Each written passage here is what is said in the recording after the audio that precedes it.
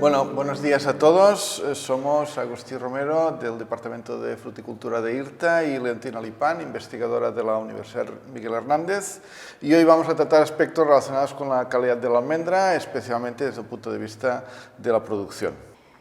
En esta ocasión trataremos la calidad percibida, así como factores y etapas que afectan a la calidad de la almendra desde el campo hasta los almacenamientos. Y comenzando con la calidad, ¿qué significa calidad? De acuerdo a la Ley para la Defensa de la Calidad Alimentaria, la calidad es un conjunto de propiedades y características relativas a las materias primas, a la composición, identificación, origen, trazabilidad, elaboración, cómo se almacena, cómo se envasa, cómo se presenta, etiquetado y finalmente la comercialización. Bien, desde la perspectiva del consumidor, un producto es de calidad cuando satisface nuestras necesidades y, por tanto, la calidad alimentaria se compone principalmente de aspectos relacionados con la experiencia a la hora de probar un producto, como puede ser el sabor, el placer o, por ejemplo, la comodidad, y además aspectos relacionados con la credibilidad, como por ejemplo origen, método de producción o salubridad. Si ponemos como ejemplo el origen, la política europea de calidad reconoce y protege denominaciones de determinados productos y pone a disposición de los productores estos sellos que se pueden observar en la diapositiva. Estos sellos lo que hacen es ayudar al consumidor a identificar un producto de calidad diferenciada. Tengamos presente que esta definición puede aplicarse también al industrial que transforma la almendra. Por tanto, es también importante la adaptación al proceso de industria. En resumen, cuando hablamos de calidad de la almendra, también nos referimos a un conjunto de propiedades como la calidad nutricional, que implica composición química y salud, seguridad alimentaria, calidad sensorial, así como adaptación al proceso. Si vamos por partes y analizamos cada uno de estos aspectos, diremos que la composición química de la almendra es de gran importancia para establecer el valor nutritivo y la calidad ante la creciente preocupación que tienen los consumidores por asegurar un estilo de vida saludable. Bien, con respecto a la calidad nutricional, sabemos que la almendra es un alimento calórico que nos aporta más de 500 kilocalorías por 100 gramos de producto. Y la almendra está compuesto principalmente de grasa, en su mayoría insaturada, pero también aporta un importante contenido de proteína, fibra, carbohidratos y una pequeña parte de agua.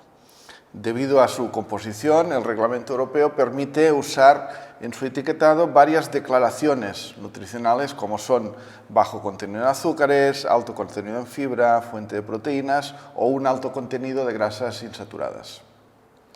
En efecto, la mayor parte de estas grasas es insaturadas, como ya hemos mencionado antes, formada principalmente por ácido oleico y linoleico.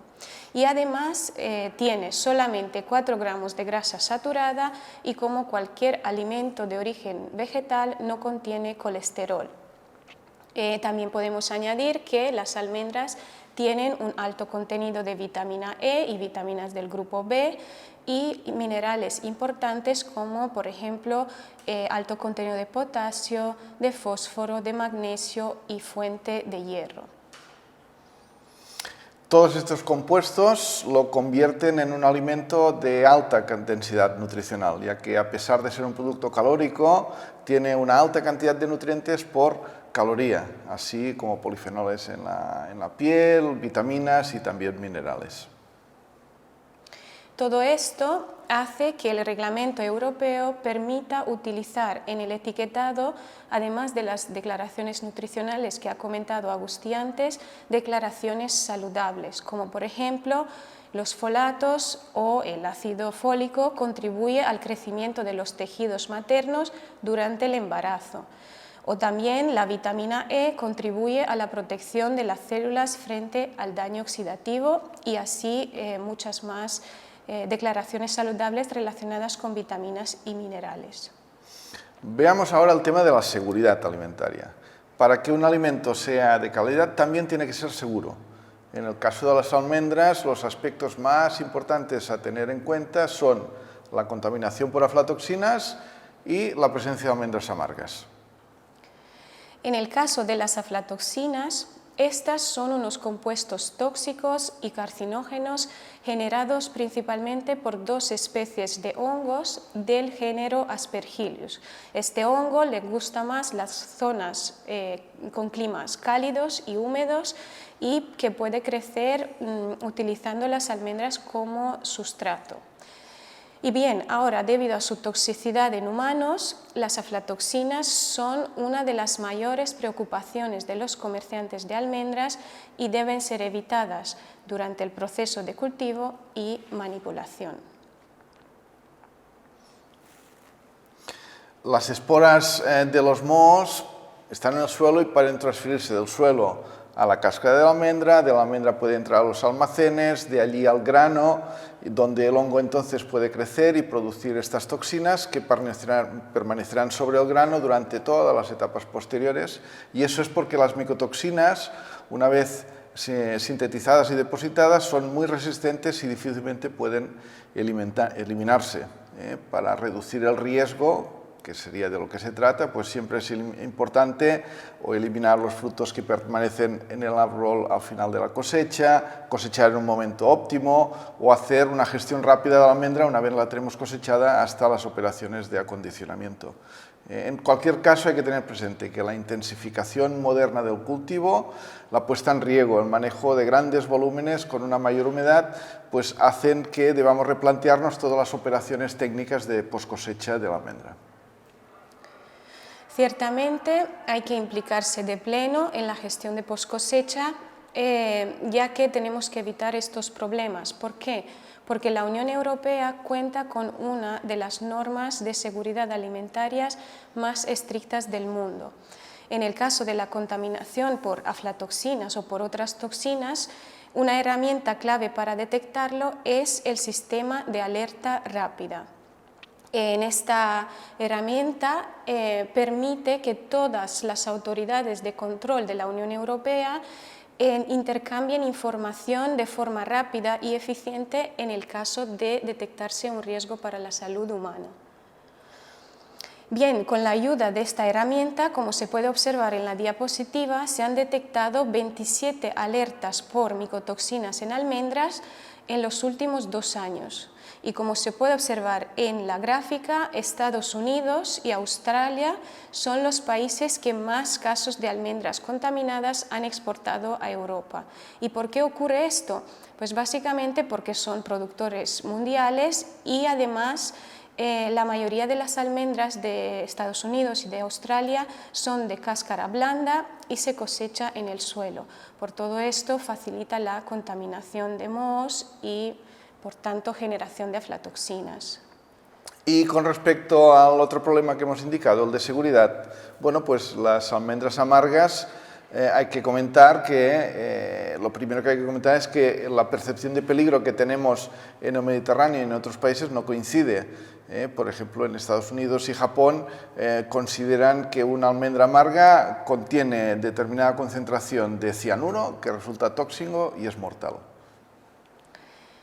El compuesto que produce el amargo, que nosotros llamamos amargo en almendra, se llama benzaldehído, que está originado por presencia de dos compuestos cianogénicos como la amigdalina y prunasina, que se hidrolizan para producir el benzaldehído, que es el que contiene verdaderamente el sabor amargo. Pero además del benzaldehído, en esta ruta de degradación también se genera el cianuro, que ya sabemos todos que es tóxico para la salud y este sí que no tiene ningún sabor. Debemos tener siempre presente que en España muchas de las variedades son heterocigotas para el carácter amargo. Esto significa que, aun siendo de sabor dulce o ligeramente amargas, contienen un gen amargo. Las semillas de estos árboles heterocigotos pueden dar lugar a un almendro amargo, Es por este motivo que no deben mezclarse nunca almendras de la plantación regular con almendras de árboles externos, ya que hay el riesgo de que estos árboles externos aislados procedan de una germinación entre amargos que den lugar a un almendro amargo. Entre las actividades que cabe hacer para erradicar la almendra amarga a nivel nacional pues están la mejora genética, obviamente, pero también la detección y eliminación de los árboles amargos en campo directamente, como el manejo de polinizadores y, sobre todo, nunca mezclar lotes de almendras dulces con almendras amargas. También podemos destacar que en los últimos años se han dedicado muchos esfuerzos a desarrollar técnicas de detección de frutos amargos que pueden implementarse en las operaciones de clasificación de almendras durante distintos puntos del proceso. Sin embargo, su despliegue todavía requiere de algún tiempo. Bien, ya hemos hablado de calidad nutricional, de seguridad alimentaria y hemos llegado al sabor, a la calidad sensorial. Teniendo en cuenta que la almendra es un producto que comemos, es importante conocer y definir muy bien el perfil sensorial de cada variedad. La calidad sensorial ya sabemos que está directamente influenciada por la composición química de las almendras, como por ejemplo os va a explicar Agustí en la siguiente diapositiva. Bueno, pues en esta gráfica podemos ver que hay una relación directa entre cantidad de grasa en el eje horizontal e intensidad de sabor en el eje vertical. Normalmente hay una relación muy directa entre más grasa, más sabor. Sin embargo, hay algunas excepciones interesantes de estudiar, como el caso de Marcona, que tiene un sabor muy superior al que le tocaría por el contenido graso que presenta. Por otro lado, los azúcares son importantes tanto por su aportación en el dulzor es un atributo muy apreciado por parte de los consumidores, pero también por su contribución en la generación de compuestos volátiles de gran interés sensorial. Por ejemplo, como podéis ver en la imagen, nos hemos puesto almendra frita. Cuando una almendra se somete a un tratamiento térmico, los azúcares junto a los aminoácidos forman unos aromas, unos compuestos volátiles denominados piracinas o furanos, que los conocemos como las notas a almendra tostada.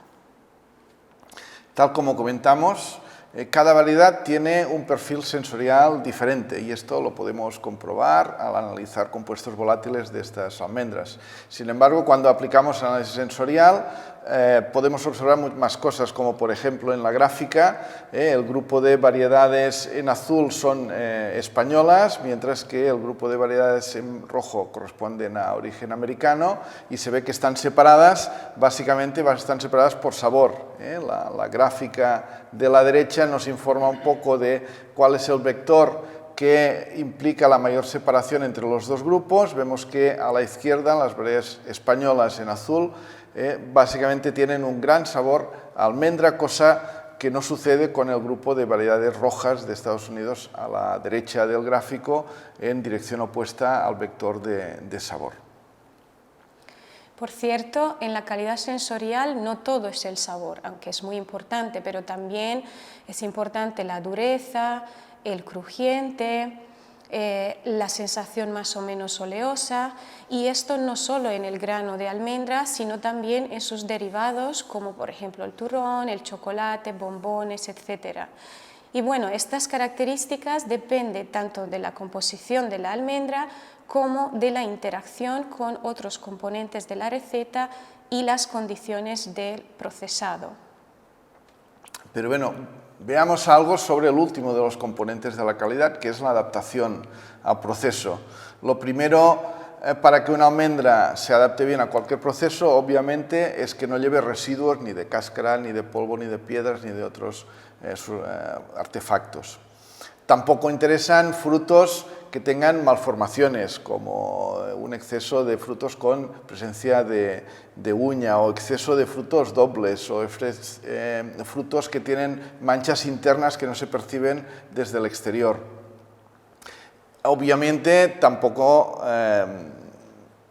es interesante tener almendras con daños por insectos o incluso con puestas de huevos que puedan comprometer el producto final cuando ya está en el mercado, como en la fotografía, una tableta de chocolate donde alguno de los frutos de almendra posiblemente llevara huevos de algún insecto cuando se estuvo produciendo. Pero ¿de qué producto final hablamos? El gran atractivo de la almendra es que permite su incorporación a una multitud de alimentos.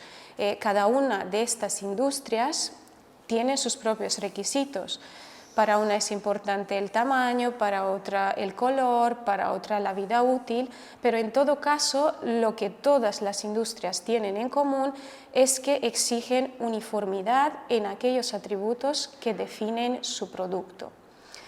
Y obviamente la uniformidad se logra ¿cómo? No mezclando variedades diferentes, al menos en el campo. Posteriormente, si el industrial decide mezclar algunas variedades, ya lo hará, pero con un criterio industrial, pero en el campo nos tenemos que asegurar que no hacemos esto. Recuerdan que al principio comentábamos que también hablaríamos de factores que afectan a la calidad. Pues repasemos algunos de los más relevantes, que tienen que ver sobre todo con operaciones de campo.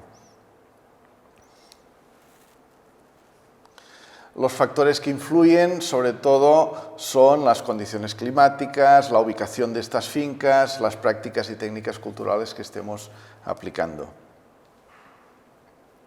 Estos factores explican las grandes diferencias entre granos de una misma variedad que podemos observar y se muestra muy bien en la diapositiva. Además, estas variaciones no son exclusivas de una variedad, se producen en todas las variedades, como podemos ver en la pantalla, de manera que las operaciones de cultivo son fundamentales, no importa de qué variedad se trate. Por cierto, aunque ahora no vamos a entrar en detalle, igual que observamos variaciones a nivel morfológico, también sabemos que hay variaciones en la composición química y las propiedades mecánicas entre frutos de la misma variedad. Por tanto, estas variaciones sabemos que están relacionadas con las operaciones de cultivo y pensamos que el riego puede ser el factor más importante que afecta el peso, el rendimiento y en conjunto la calidad, así como, por ejemplo, composición de azúcares, minerales, ácidos grasos, fenoles, contenido antioxidante, etc. Pero también es importante el momento de la cosecha, y ya lo veremos en las siguientes diapositivas, la elección de los patrones y las condiciones de almacenamiento, entre otras. En definitiva, todos estos factores tienen más o menos importancia en cada una de las distintas etapas de producción que van del campo hasta el almacenamiento. Por ejemplo, en el campo, como ya se ha especificado antes, pues el riego y la fertilización pueden tener efectos claros sobre parámetros de calidad. Por ejemplo, en el contenido de una dosificación de agua excesiva puede permitir obtener granos de mayor peso, como se observa en la gráfica, aunque esto no sucede en todas las variedades por igual. Por ejemplo, en rojo, Guara sí que parece que aumenta un poco de tamaño, lo mismo le pasa a Marta, pero sin embargo Lorán parece que no está tan afectada por este factor de riego. Igual que el peso, también el contenido graso puede verse afectado, aunque en este caso sucede al revés. Con un riego óptimo podemos obtener un poco menos de nivel de grasa.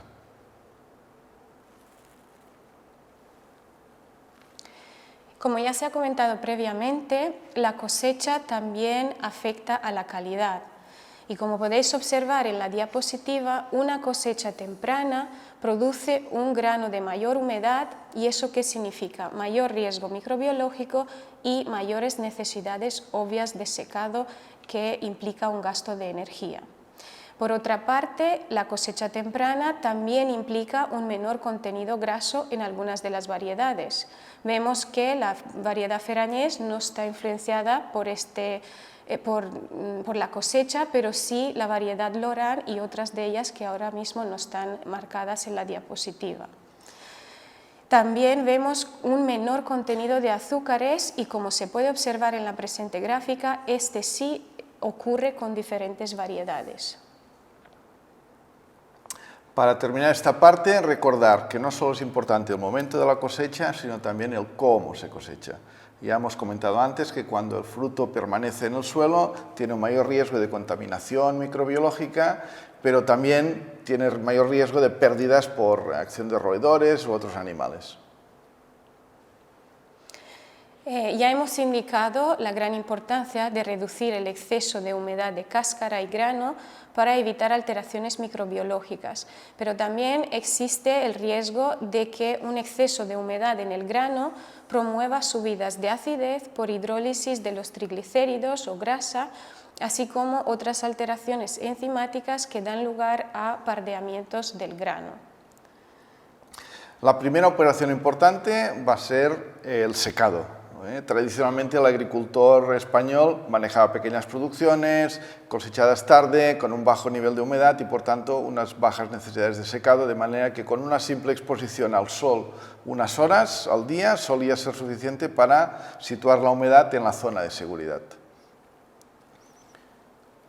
Sin embargo, la moderna almendricultura ha cambiado estos parámetros y ahora se manejan grandes producciones cosechadas más temprano, con un nivel de humedad superior y por tanto estas circunstancias hacen que el secado natural deje de ser aplicable y hay que usar técnicas de secado forzado utilizando instalaciones especializadas.